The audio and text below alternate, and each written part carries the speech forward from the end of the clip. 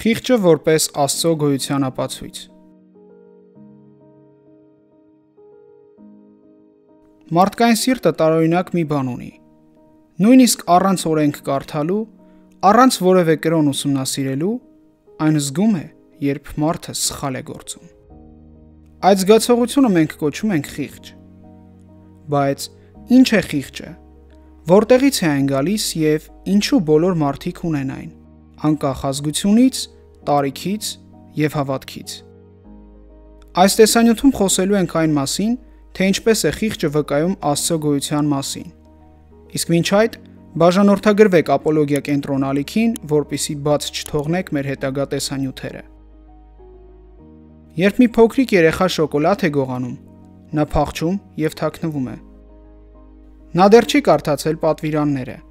չգիտի պետական օրենքները և դեռ չի հասկանում իր ծնողների խրատները, բայց նրա ներսում մի ձայն կա, որ ասում է. դա սխալ էր։ Նույն ձայնը լսում է հանցագործը, երբ թաքնվում է օրենքից։ Նույն ձայնը տանջում է մորը, երբ գոռում է իր երեխայի վրա։ Այս ձայնը խիղճն է, ու այն ամենուր է։ Այս ամենից առաջանում է մեկ հարց. որտեղից է այս ձայնը գալիս։ Խիղճը չի կարող նյութական երևույթ լինել և ոչ էլ պարզապես կարեկցանք։ Խիղճը դատում է բարոյապես։ Խիղճը ասում է. սա սխալ է, նույնիսկ եթե քեզ օգուտ է տալիս։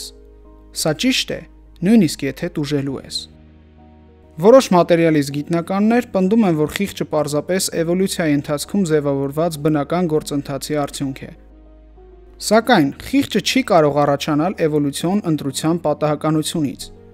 կամ միայն մարդկային հարմարվողականությունից, որովհետև հարմարվողականությունը և սեփական շահը երբեմն հակառակ է խղճի կանչին։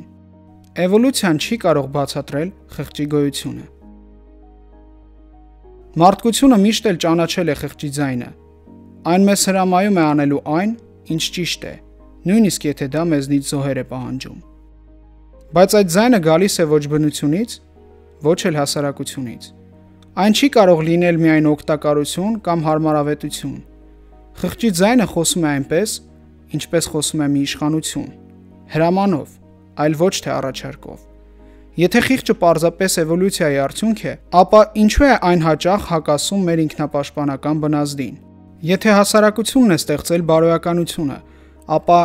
ինչու ենք մենք երբեմն դեմ գնում հասարակությանը մեր խղճի թելադրանքով։ Փիթեր Քրիֆտ։ Որոշ մատերիալիստներ էլ ասում են. խիղճը սոցիալական կառուցվածքի արդյունք է։ Բայց եթե դա այդպես լիներ, ապա տարբեր հասարակություններ կունենային հակառակ բարոյական նորմեր։ Սակայն մենք տեսնում ենք. բոլոր ազգերն էլ անարգում են գողությունը, անարդար արյուն թափելը, սեռական բռնությունը։ Ոչ մի մշակույթ չի դավանում սուտը իբրև բարձր արժեք։ Ոչ մի մշակույթ չի գովաբանում դավաճանությունը կամ վախկոտությունը։ Այս ամենը վկայում է, որ խիղճը պարզապես սոցիալական հարաբերություններում ձևավորված արդյունք չէ, այլ ամբողջ մարդկության սրտում դրված ընդհանուր ձայն։ Եվ դրա վառ ապացույցներից մեկը Օսկար Շինդլերի պատմությունն է, երբ լինելով ազգությամբ գերմանացի և նացիստական Գերմանիայի քաղաքացի, նա իր խղճի ձայնին լսելով, իր երկրի օրենքին դեմ դուրս գալով փրկեց հազարավոր մարդկանց։ Ես գիտեի, որ դուրս եմ գալիս իմ երկրի օրենքի դեմ, բայց իմ խիղճը արգելում էր լռել։ Ես տեսա մարդկանց տառապանքը և դա ինձ փոխեց։ Օսկար Շինդլեր։ Ինչպես տեսնում եք, խիղճը չի կարող բխել միայն բնական և կենսաբանական գործընթացներից, որովհետև հաճախ այն խոսում է մարդու իսկ շահերի դեմ։ Այն չի կարող բխել նաև հասարակությունից, որովհետև հաճախ մարդուն հանում է հենց հասարակության դեմ։ Ապա որտեղից կարող է բխել այն։ Սրա բացատրությունը գրված է Աստվածաշնչում։ Այսպես ուրեմն, երբ հեթանոսները, որ օրենքը չունեն, բնականորեն են օրենքի պահանջները կատարում։ Նրանք օրենքը չունենալով իրենք իրենց համար օրենք են։ Նրանք ցույց են տալիս, որ Աստծո օրենքի պահանջները գրված են իրենց սրտերում, իրենց խղճի վկայությամբ և իրենց դատողություններով, որ միմյանց մեղադրում կամ արդարացնում են։ Այսպես կլինի այն օրը, երբ Աստված կդատի մարդկանց գաղտնիքները Հիսուս Քրիստոսի միջոցով, ըստ իմ ավետարանի։ Այս համարում Պողոս առաքյալը պարզ ասում է. նույնիսկ այն մարդիկ, ովքեր չգիտեն Աստծո օրենքը, իրենց սրտում ունեն այն, ու դա խիղճն է։ Այդ խիղճը ոչ թե մարդկային օրենք է, այլ Աստծո օրենքը, գրված մարդու ներսում։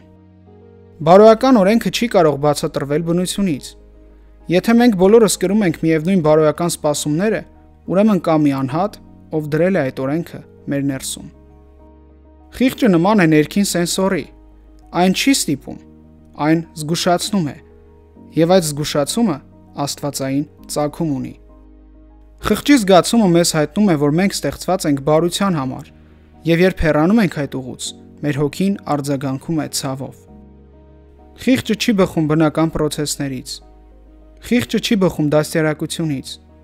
Խիղճը ստեղծված է մեր ներսում, որպեսզի հիշեցնի, որ գոյություն ունի բարձրագույն իշխանություն,